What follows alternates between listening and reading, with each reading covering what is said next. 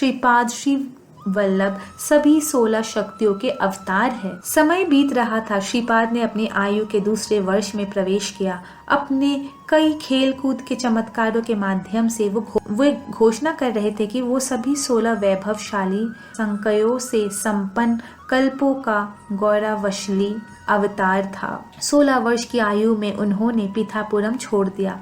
तत्पश्चात वे लगभग 14 वर्ष तक पूर्वापुरम तथा अन्य स्थानों पर रहे, परंतु उनकी आयु 16 वर्ष ही स्थिर रही। दत्तात्रेय के 16 अवतारों के नाम। 16 संख्या का एक और महत्व है। श्री दत्तात्रेय स्वामी ने प्राचीन काल में स्वयं को 16 रूपों में प्रकट किया था। वे रूप है योगी राजा, अत्रिवरद, दिगंबर अवधूत श्री दत्तात्रेय, कालाग्नि शमन, योगी जन वल्लभ, लीला विश्वम्भरा, सिद्ध राजा, ज्ञान सागर विश्वम्भर अवधूत, माया मुक्त अवधूत, आदि गुरु, संस्कारहीन शिव स्वरूप, देवदेवा, दिगंबर, दत्त अवधूत, श्याम कमला लोचन। योगी राजा का अवतार तब हुआ जब अत्रि और अनुसूया ने संतान प्राप्ति के लिए हिमाद्री में तपस्या की। अत्रि और अनुसूया के लिए उनका पहला दर्शन पूर्णिमा के दिन था, जो बुधवार का दिन था। कृतिका नक्षत्र के साथ कार्तिका के महीने में जब सूर्य उदय हो रहा था, स्वामी एक निष्कलंक मणि की तरह थे। इस अभिव्यक्ति के समय निष्क्रिय थे। अत्रिवरद अत्रि महर्षि इस रूप के दर्शन करते हुए 100 वर्ष तक समाधि अवस्था में रहे। तपस्या की तीव्रता के कारण तीनों लोग व्याकुल हो उठे।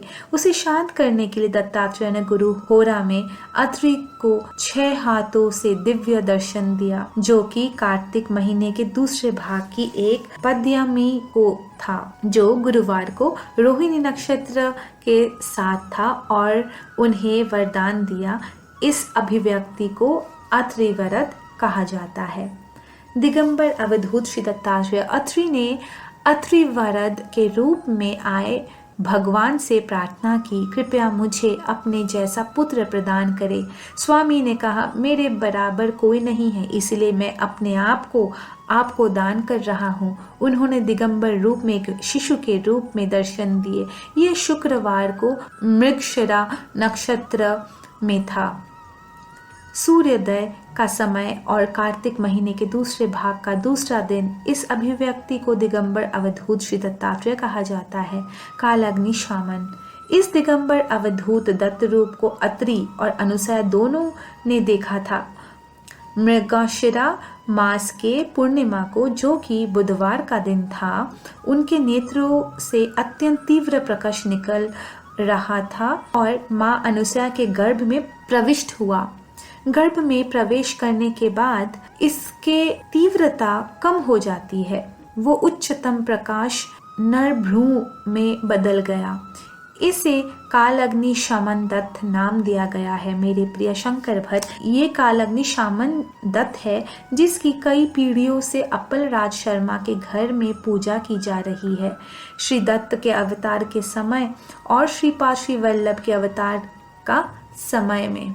योगी जन वल्लभ कालाग्नि शामन, जो हमारे स्वामी है, एक चंचल शिशु के रूप में एक पूर्णिमा के दिन सूर्यास्त के समय मार्गशिरा के महीने में गुरुवार को और मार्गशिरा नक्षत्र में पैदा हुए थे। उस रूप को योगी जन वल्लभ कहा जाता है। मेरे प्रिय, इस कलयुग में पहली बार श्रीपाद श्री वल्लभ का जन्म गणेश चतुर्थी के शुभ दिन सूर्योदय के समय तुला राशि, नक्षत्र चित्रा और सिंह लग्न के साथ पिताकापुरम में हुआ।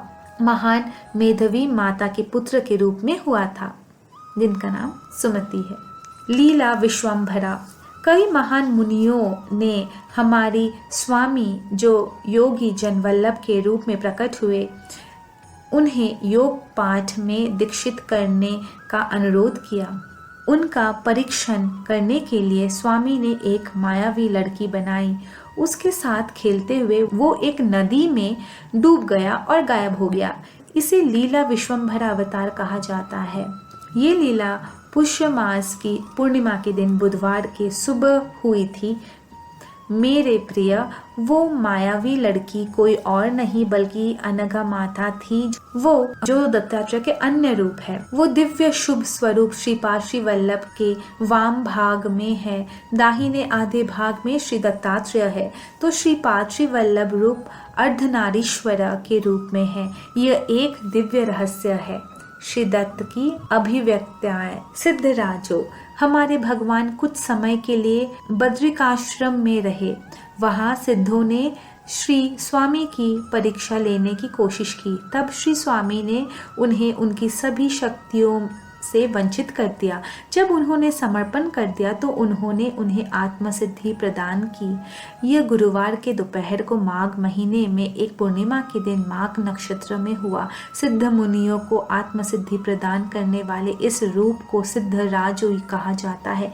मेरे प्रिय, ठीक 2498 साल पहले जब वे गणेश चतुर्थी पर श्रीपाद श्री वल्लभ के रूप में प्रकट हुए तो एक अजीब बात हुई।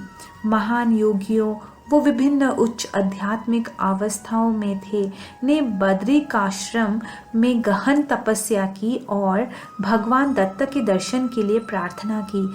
तब प्रभु ने उन्हें 25 वर्ष के युवा रूप में दर्शन दिए। उन्होंने उन्हें क्रिया योग सिखाया जो बहुत प्राचीन था और जिसने आत्माओं के परिवर्तन की प्रगति को गति दी। मानसिक चेतना जिसे परिवर्तन के प्राकृतिक कर्म में पूर्ण अवस्था तक पहुंचने में 10,000 वर्ष लगते हैं, क्रिया योग के कारण कुछ ही वर्षों में इसे प्राप्त कर लेगी। उच्चतम गतिशील स्तरों में महान शक्ति पृथ्वी, जल, वायु, अग्नि और आकाश की चेतना में आकर्षित होगी और महाशक्ति की इच्छा के अनुसार निचले विमानों में स्थूल निकायों को रूपांतरित किया जाएगा।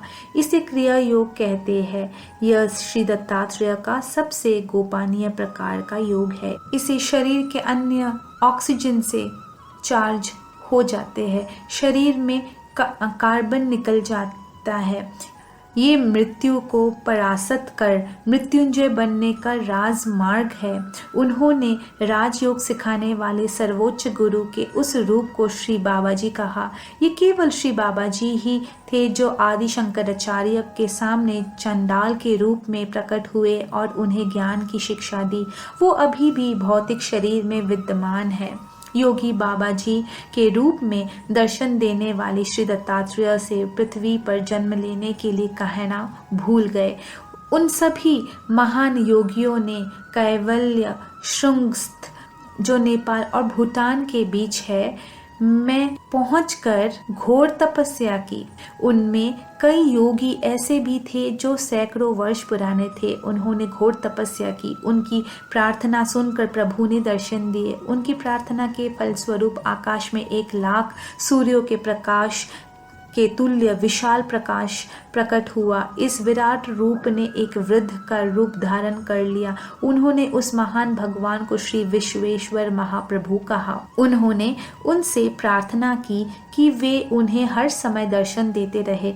तब भगवान ने कहा कि वे 12 वर्ष में एक बार दर्शन देंगे। उन्होंने कहा कि यह एक लंबी अवधि थी। तब उन्होंने कहा कि वो 6 साल में एक बार दर्शन देंगे। उन्होंने कहा कि ये भी एक लंबा प्रतीक्षा होगा। हृदय से कृपालु उन्होंने वादा किया कि वो 6 महीने में एक बार दर्शन देंगे। तब उनसे पृथ्वी पर अवतार के रूप में जन्म लेने के लिए कहा। तब श्री विश्वेश्वर महाप्रभु ने वादा किया कि वे 2498 वर्षों के बाद पिथिकापुरम में श्रीपाद श्री वल्लभ के रूप में जन्म लेंगे।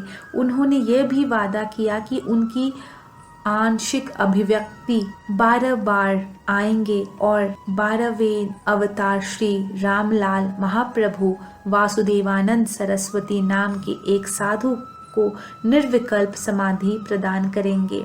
वासुदेवानंद सरस्वती बाद में पिथिकापुरम में श्री बप्पा नारायण के घर में पहचान करेंगे, जहां श्रीपाद का जन्म हुआ था, लेकिन वह उस स्थान पर पादुकाओं को स्थापित नहीं कर पाएंगे क्योंकि पादुकाओं को स्थापित करने का अवसर किसी और को दिया जाएगा।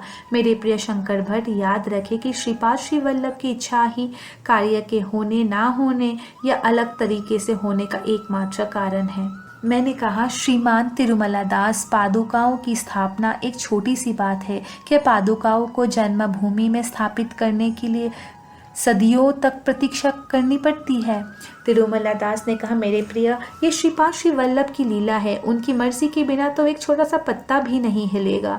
द्रोणागिनी में बद्री के जंगलों में, जिसे संजीवनी पर्वत भी कहा जाता है, वो 25 वर्षीय व्यक्ति के रूप में प्रकट होता है और बाबा जी के नाम से पुकारा जाता है। नेपाल और भूटान के बीच कैवल्य श्रृंग पर्वत है। वे श्री विश्वेश्वर महाप्रभु के नाम से एक पुराने रूप में देखे जाते हैं। अब वे 16 वर्षीय बालक सन्यासी के रूप में दर्शन दे रहे हैं। कुरुवापुरम में वो एक ही समय में इन तीनों रूपों में है। श्री कन्यका परमेश्वरी जो आदि पराशक्ति है, दशाश्वमेध घाट की एक गुफा में बाबा जी की बहन के रूप में है। मेरे प्रिय, श्रीपाद के नाटक अकल्पनीय है। वे तर्कों से नहीं समझा जा सकता और पहले कभी देखा या सुना नहीं गया है। महर्षि मार्कंडेय ने निर्देशन में वैश्य मुनियों ने काशी में महान यज्ञ किया। तब श्री कन्यका परमेश्वरी ने दशाश्वमेध घाट में दर्शन कर उन्हें आशीर्वाद दिया। वो आषाढ़ मास की पूर्णिमा थी। वेदव्यास का जन्म भी आषाढ़ पूर्णिमा के दिन हुआ था। इस पूर्णिमा को गुरु पूर्णिमा कहा जाता है। श्री दत्तात्रेय सभी गुरुओं के गुरु हैं और प्रथम शिक्षक है। संस्कारा ही शिव स्वरूप। परशुराम एक महान यज्ञ कर रहे थे। श्रवण मास के पूर्ववर्ध के 8वें दिन सोमवार को स्वामी एक कृष्ण मालक वृक्ष के नीचे बैठे और उन्होंने पिंगला नाद नाम के एक मुनि को अपने शिव के वास्तविक सार की शिक्षा दी। इसे शिव स्वरूप या संस्काराही अभिव्यक्ति कहा जाता है। देवदेव ब्रह्मा एक बार वेदों को भूल गए। भाद्रपद के 14वें दिन शताभिषा नक्षत्र में एक गुरुवार को उन्होंने दत्तात्रेय के सामने आत्मसमर्पण कर दिया और स्वामी ने उन्हें वेद प्रदान किए। इसे देवदेव अवतार कहा जाता है। दिगंबर अवतार। स्वामी ने राजा यदु को दर्शन दिए और उन्हें उनके 24 गुरुओं के बारे में बताया और उनकी कृपा की। इसे दिगंबर अवतार कहा जाता है। ये बुधवार के दिन आश्वयुज में पूर्णिमा के दिन हुआ।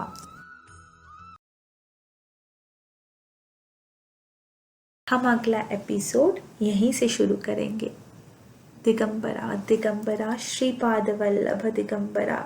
ओम साई राम।